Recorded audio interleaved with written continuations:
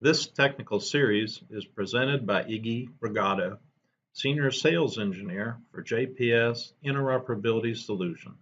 All right, so let's look at a network link scenario. So I bought a couple NXUs, for instance, or I don't know, any ROIP device for that matter. But the important thing is I'm taking the analog audio from my receiver site, delivering it to an ROIP device where I compress it. I place those packets as a payload in a TCP/IP packet, deliver it across my IP network. At the head end, which is my voter, I can deconvolute that audio, convert it back into analog information, and deliver it to the voter. And I'll be a hero because I'm saving a lot of money decommissioning my lease lines. All right, so same scenario occurs.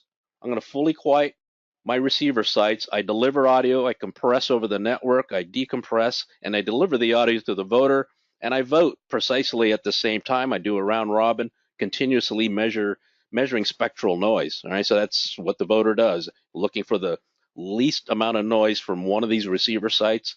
And let's say, for instance, I deploy my ROIP network, I don't know, in a maintenance period, 2 o'clock in the morning. If there's not a lot of radio traffic, I can deploy my ROIP links. And lo and behold, I notice that one of my receiver sites is slow. And this is due to the latency of my TCP/IP network.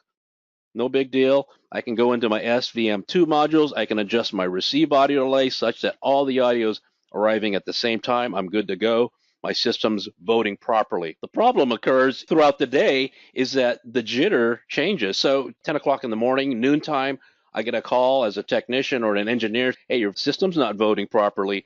Well, I go out to the site, and due to the saturation of the digital network, passing video, people sending data over to the networks start to saturate and slow down and speed up.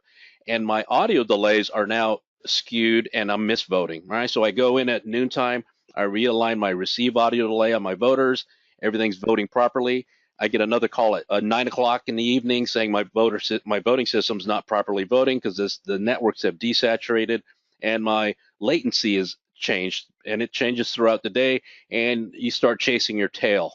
So you're going to have a technician manning that voter on a 24-hour basis, changing the receive audio delays, and that's not acceptable. So that's why we've never advocated voting over network links using devices such as the NXU2A. I mean, it's a great device for eliminating lease line, but the problem is the unpredictable nature of the jitter, or the latency associated with TCP/IP networks. And as I mentioned, in analog links, they rarely change, but in network links, they are changing constantly throughout the day. So that's a big issue.